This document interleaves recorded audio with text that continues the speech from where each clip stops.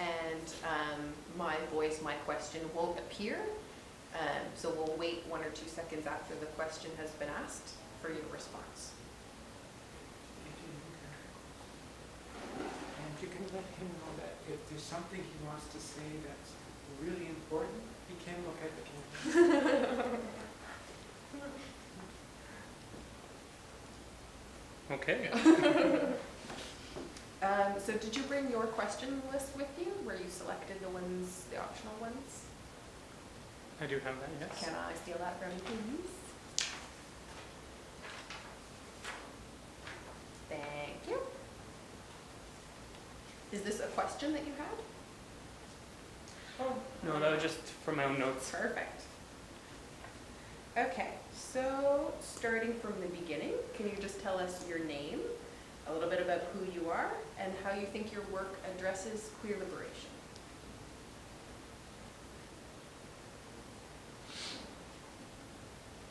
My name is Frank Folino, and I'm born and raised here in Toronto.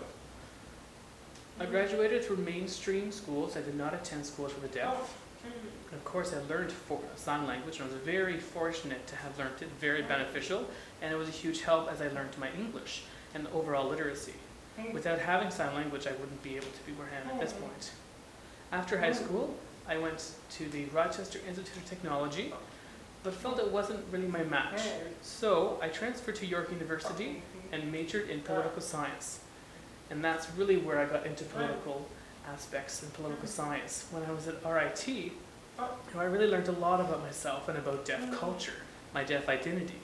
I hadn't really investigated that in myself, doing that self-reflection, and finding out as a queer individual, everything that I was taking in helped me become who I am. I had leadership opportunities, I got to meet loads of people, network, develop skills, take on training. All these things have really contributed to me becoming a leader and an advocate. For serious queer deaf issues, these are my rights of my community that we need to keep protected for myself, plus our community as a whole. It's important for our community to see someone who has been successful. And can you share with us experiences you've had as an activist or as an academic that you think are significant for how we conceptualize queer theory?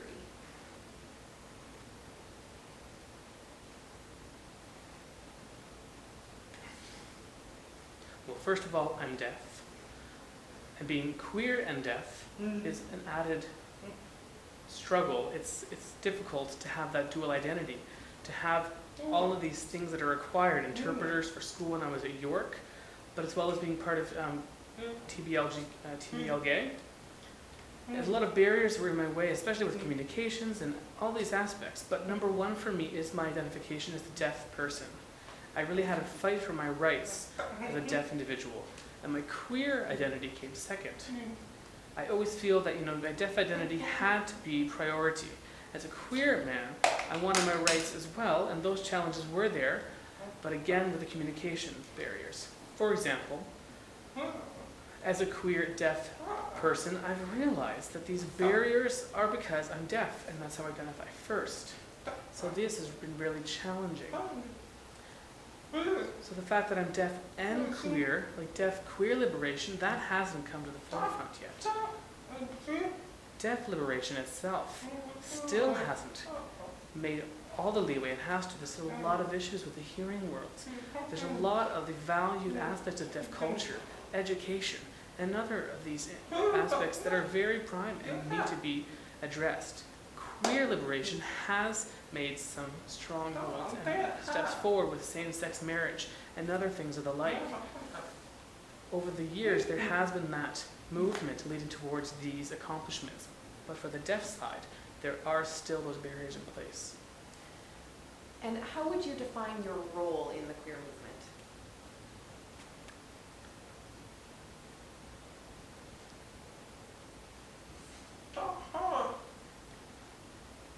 Well, it started back when I helped found the Ontario Rainbow Alliance of the Deaf, ORAD, 10 years ago.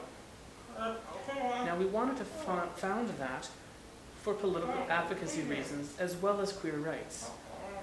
We haven't reached all of our goals yet, however. It's a small community, a deaf queer community. There's a lot of people who aren't ready politically to accept this group. And so we need to have these things put in place to allow ourselves to grow. So my role as well in that organization, as well as being involved with TIDFAF, the Toronto International Film and Arts Festival, working for that movement and that organization, as well as working with ORAD, has really been a bonus because I was able to do filming in the ORAD organization so that the world can see the ORAD community and have that presented during the festival. And when that happens, we hope that we'll have more following. Another organization I'm part in, as the vice president, is the Canadian Association of the Deaf, or the CAD. I've been involved with them for a number of years, doing a lot of research and study, specifically in the field of the queer community, trans communities, and the LGBT communities in Tyre. So we don't want to let all these things we're working on to get out of hand. We want to make sure we do have them in control as we move on, and they do become our own goals that have been set up, so that we do have the idea of an Ontario Provincial Rainbow Alliance of the Deaf set up as a Canadian Rainbow Alliance of the Deaf, full organization that will have everything in place for our movement and advocacy and everything we need. And this is quite the requirement and need we feel. If you could just mention that you talked about films that you might have done. We could use some of that material for background work and stuff, so it would be shown in the background.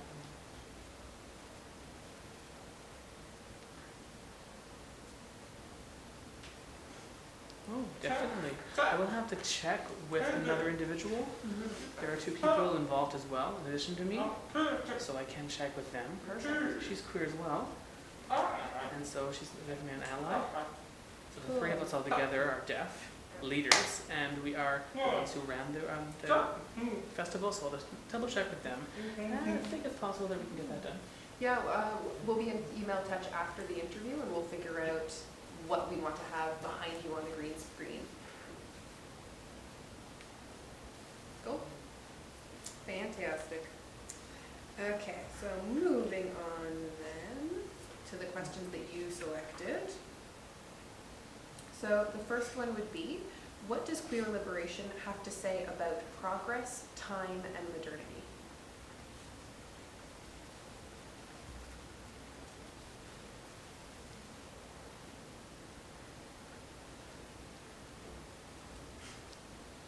Well, looking at queer liberation, over the years, the progress at this point, real world aspect, well, again, I look at it as a deaf individual in the hearing world.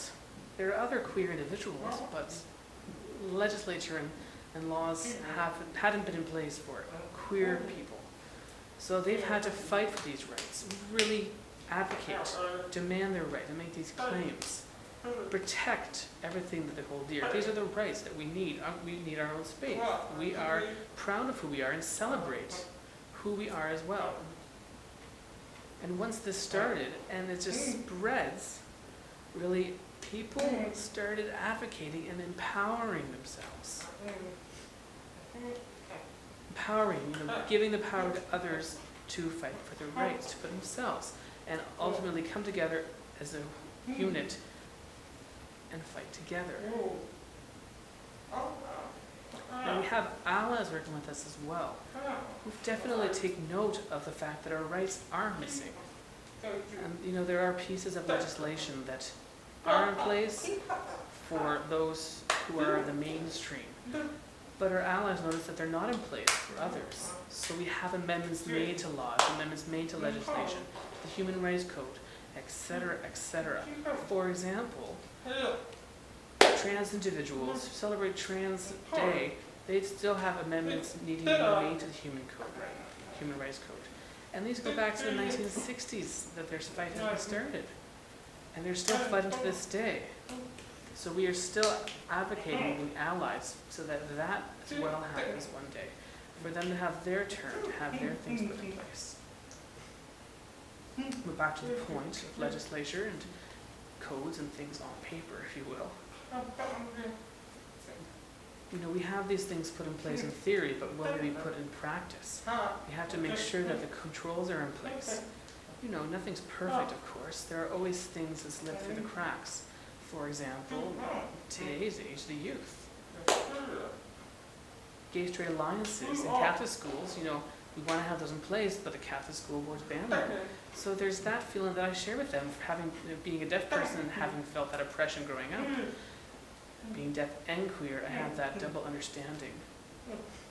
You know, if we want to look at the politics, left, right, middle, all these things, that plays into it. You know, still leading to today, they all come together and they all connect with each other, leading up to where we are now. So looking at liberation in that sense, how much can you measure queer liberation? That's my question to you. How do you measure it?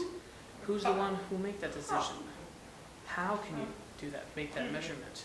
Oh, is there a 100% answer, yes, no? No. Case closed, done? No, the fight's still there. Our future's still, you know, in our hands to fix. There are still those things missing. We see them every day. And those who haven't yet seen that, later on we will realize that we will later need to again stand up and fight for these rights. So that's my position on that. It's a good question. How do we measure queer liberation? I have no idea. Maybe we'll find out in this project. So on to the next question that you selected. Are there contemporary issues that threaten queer liberation? And there's a list of examples. Very good list.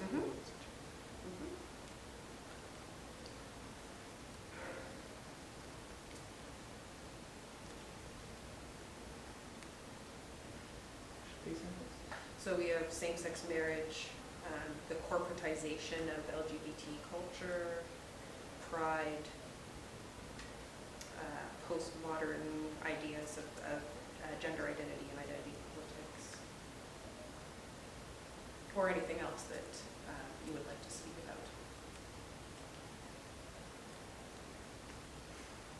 about. Well, again, looking at queer identity and those things that threaten it. Again, what is a threat? I'll pose that question to you. How can you measure a threat? I don't necessarily think that queer identity is threatened. I mean, there are those things that could be, but really, I feel it's a systematic problem that needs to be fixed. It's the system that's in place. But the system itself is a threat. I don't think that could be stated because we can fix that. I mean, Pride Toronto specifically, there's a human rights coordinator that's working with Pride. That's been a huge help. You know, we've had education about issues, about spreading across the world, seeing the rights that other people have and those rights that people don't have, and recognizing how fortunate we are to have those that we do, but also those that we're missing. And I've mentioned that before in other answers. But looking at incorporation of LGBT culture, again, how can we decide what that as a threat is? People can see that incorporation and the mainstreaming of LGBT culture, but could there be reasons behind it that are valid? And not in a bad way to take this culture away from our communities, but to be able to help and work with and give back. You know, as a society as a whole, working with equality and bringing these issues to forefront together and working with each other for queer liberation. I mean, there's not so many grants out there, but so there's another question. You know, if we do want to work together, how can we do it without the funding? But looking at gender equality, gender identity and gender politics, again, we can see out in the world, we have, again, pulling an example from the deaf world. There are hearing medical professionals who very much vouch for the use of cochlear implants, as opposed to learning sign language, using AVT therapy, audio, just going to double check.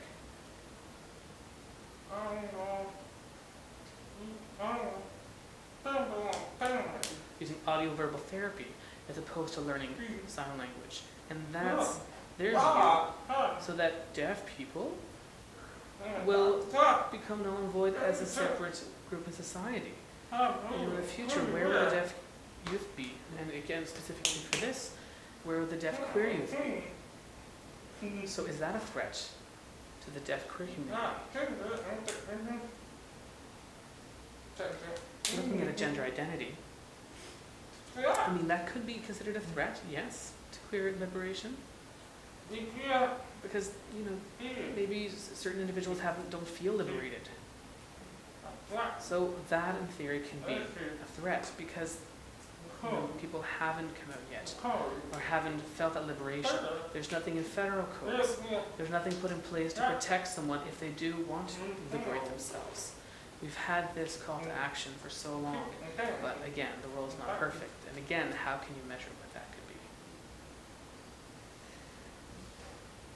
How do we address competition or clashing of rights? For example, sexual orientation versus religion.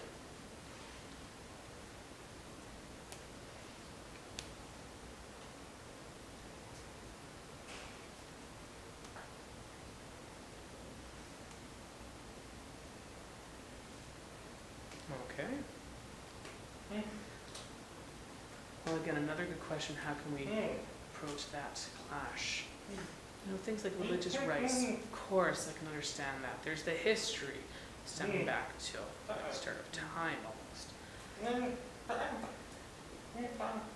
2,000, 3,000 years since. If we were to go back to that time and see where these religious rights stem from, and perhaps we could find a way that queer rights and sexual orientation rights don't clash in the end.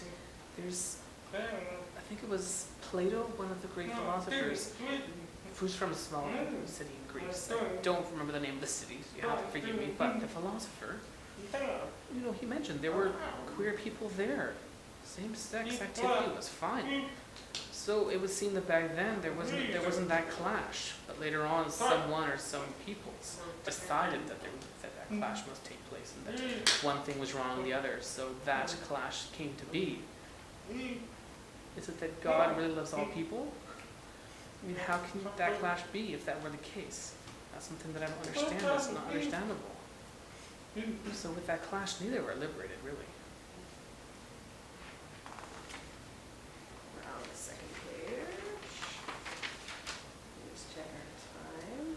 We're good. We still have another about 30 minutes that we can use if we need it. So in the section of intersectionality, does queer liberation intersect with other social locations? We have race, gender, ethnicity, disability, class, etc.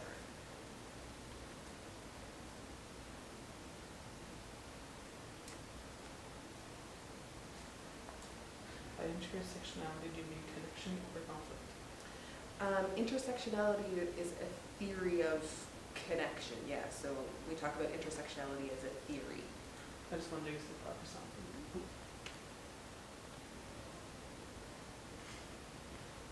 I would say to some degree there is that intersectionality. For example, if we look at, again, looking at the deaf world, there's a term autism. Now, it's not a well-known term in the hearing communities, but what it means is discrimination based on the ability to hear. So hearing people, those who are autists, see themselves as better or higher than deaf individuals. Autists make decisions for deaf individuals. They take control. That's an autist view, putting deaf people as second-class citizens. You know, if there were a situation where a deaf person's present and hearing people are all speaking, and the deaf person asks what was going on, and the deaf person would just say, "I'll tell you later," that's quite a bit of oppression. Now, looking at that in the sense of intersectionality, that's related to queer communities. I mean, an exact concept or parallel, if I can find one, would be, if I were to say, if there was a straight ally who wanted to take over for a queer person and, you know, do this for them, or do that, and fight their fights for them, do everything for them. Oh, and telling how much work they're doing to fight for the queer person, telling them to lay back and relax, that they'll do it. That's very similar and parallels a hearing person making all the decisions for a deaf individual, that audits concept. So there's that parallel and that intersectionality between those two communities. Or if we look at race, black individuals have been impressed by white people for so long. There's that impression that exists and has existed.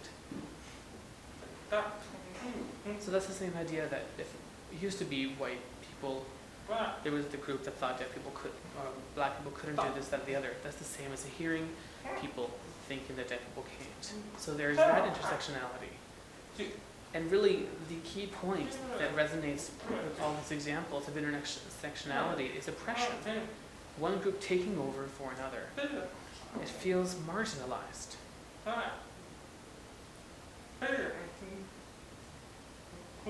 So again, the question of liberation, is that enough? Does the world know we're marginalized?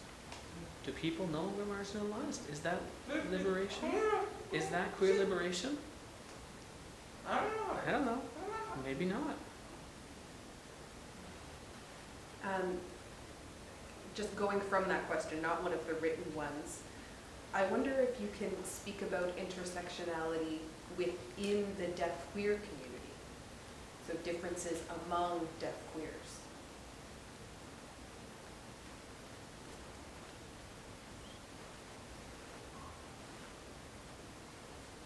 All right.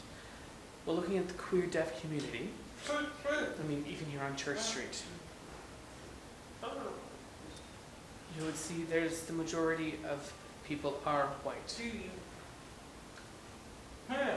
Specifically to white, to deaf queer individuals, they don't really stand out. They're somewhere. They're in the closet still. They're not ready to come out. They're not ready to come out and be here. Now, for a deaf, queer, black individual, the stakes are even higher. They could have family issues, family oppression. That could all be double, tripled. And again, the question I could pose, where is deaf youth? They're not here in Toronto. I mean, I know they exist. There's large deaf youth communities in Milton, in Mississauga, but they don't come to Toronto. They're, it's a strange place. The deaf youth community here is very small. So again, if we look at the population of the deaf queer community, it's extremely small. It's less than 1% of the population. For them to know each other is almost impossible. I mean, for me, for example, I live with a hearing family. That was my choice, my preference. But there are other deaf individuals whose family is deaf and are very culturally deaf. That would be very difficult for them to come out as gay or as a lesbian or bisexual or trans. These issues just multiply. So many deaf youth are still in the closet. They may come out to a friend, a very close friend, but the minute one deaf person shares with someone, it could spread like wildfire through the community and their parents could find out. So I would honestly say, news spreads faster than 24 hours. It's done and done, so that is a big concern. In fact, suicide comes up as a huge issue. I mean, there's a whole host of issues. But to see that intersectionality of deaf, queer communities, I mean, it's not right to look at them and then have the groups and say, okay, this group is an advocacy group and that's not. We have those that share expectations, but we do try to work together to think, how can we spread awareness and educate? Of course, this has to be done through sign language, but fortunately, there is a large population of the percentage of the deaf population whose literacy rates aren't at the level that would be adequate for that. I mean, the English just flies over their head at times. To have these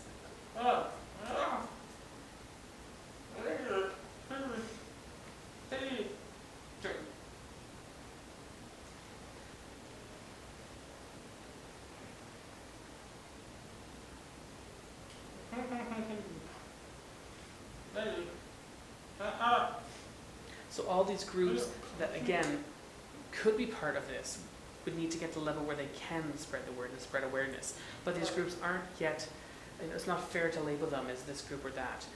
But ultimately, in the future, we could get to the point where we could all work together to reach our goals and spread this awareness and educate as we want. But the best way to do it is through American Sign Language. That is extremely beneficial, and without learning ASL, I don't know if that's actually possible to reach that goal.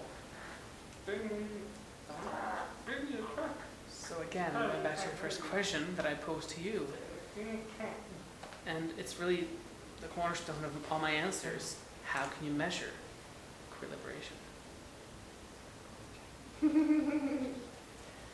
And the last question that you checked off is, what role will academics, artists, or activists have in the movement moving forward? Queer liberation. Yes.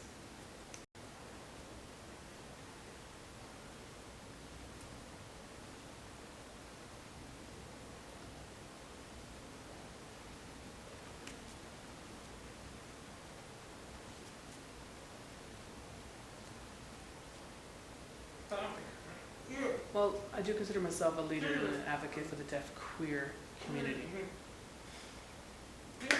And I've worked extremely hard fighting for these rights, working with different organizations in Toronto, hearing organizations, again, and as well as deaf organizations, working with the CAD, Canadian Association of the Deaf, and loads of others, just fighting for the rights to reach our goals. But when we'll be successful is, when others take my lead and just do it and get out there and do something. For someone to say, oh, there's Frank, he's done great, I want to do what he does. My goal is to empower others, to make other leaders. And that's what leadership is is to share power and to empower others, to give others their own strength so that they can advocate and they can work for movements and bring things front.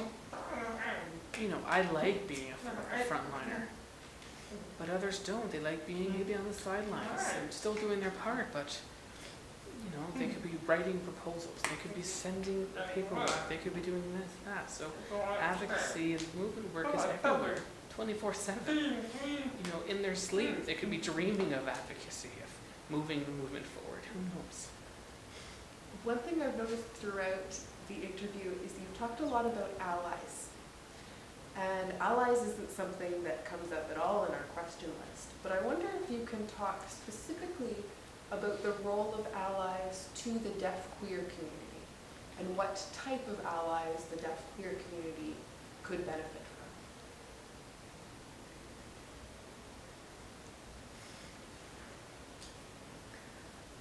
from. Well, the term ally, specific to the deaf community, is around, allies make up about 10% of our deaf community.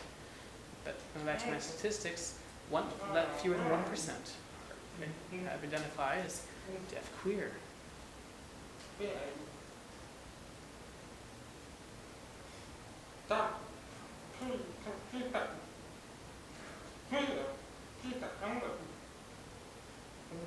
Sorry, correcting, for the interpreter correcting.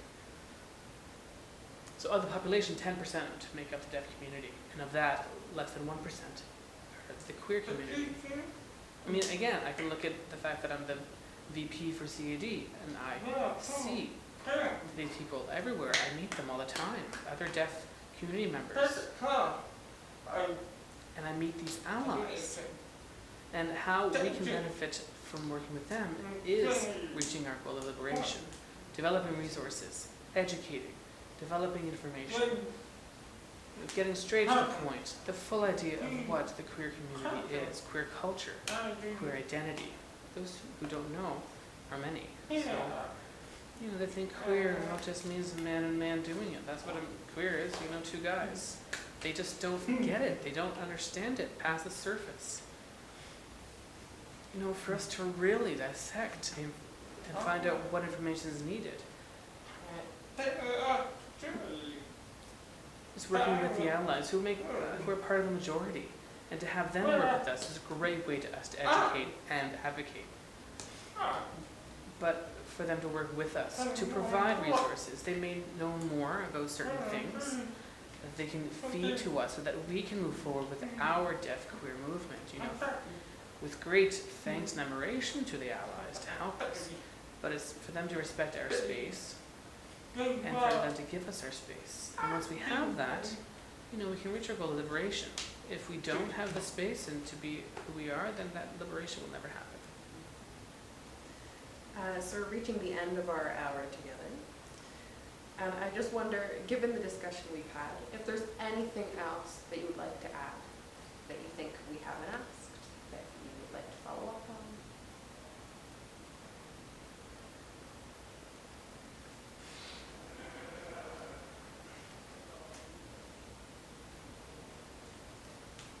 Well, again, going back to the basic point, the biggest challenge for hearing queer community would be to understand deaf culture, which isn't happening, isn't the case now. Most hearing queer individuals don't know what deaf culture is. Or deaf queer community members. You know, some hearing people have learned sign language, which of course is great. But if they understand deaf culture and deaf identity is another question. For them to really become part of the deaf community in that sense is difficult. So the hearing queer community, you know, for them to be able to give us support in some way to become liberated, you know, in exchange for us to be part of the real world as deaf individuals. I mean, it's almost, it's sad that there's that communication barrier. Like, some have learned sign, but that's it. Like, for deaf queer individuals, there's, yes, the communication barrier, and others that are just so difficult. I mean, you feel pulled with your identity, like looking at the politics of it all. Where does one stand? You know, am I deaf? Am I queer? What is my identity? And people are left in the middle. You know, they want to be part of the deaf world, want to be part of the queer world. It's hard to find that middle ground. Like, I would really, really, really love that the queer community have a better understanding of what the deaf world is. And when we're better understood, the better we are, the better our chances of being liberated. I mean, deaf queer aside, being deaf, you know, we haven't been liberated yet. Our sign languages are still oppressed, and there's still those issues. I mean, other members of the queer community, trans communities, there are things lacking in the sense of rights, of course. But it's just overall, it's hard. It's hard. It's really tough. I mean, like, how do we accept that? Like, how do we accept society? Like, I can't change it all. Like, they just move the players around. It's just impossible at times. Well, we're very happy to have you as a part of this project because we wanted it to not just be a project about hearing perspectives. So we're happy to have you here providing a deaf perspective and teaching us more about deaf communities. So thank you. Oh, it's my pleasure. And I think if you have nothing else to add, I think we're finished. Good. Okay, great. Well, thank you. That was good. Perfect. Yeah, now you can keep things. Now remember that question: how do we measure? How do we measure? Yeah. Yeah, keep that in the back of your mind. Well, same with progress and modernity and yeah, everything is in a line. We think of things in a very linear way.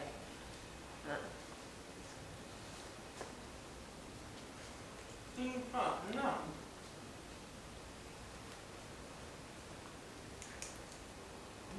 We do, yes. Well, thank you for coming tonight. It's my pleasure. Yeah. And again, We're happy to have you. That's fine. You came. yeah, well, you know, you can get a tan. That's your punishment, sir. Well, your punishment for being late is sitting under the light. It's true, yes. Ready for your close-up, Mr. Divinity.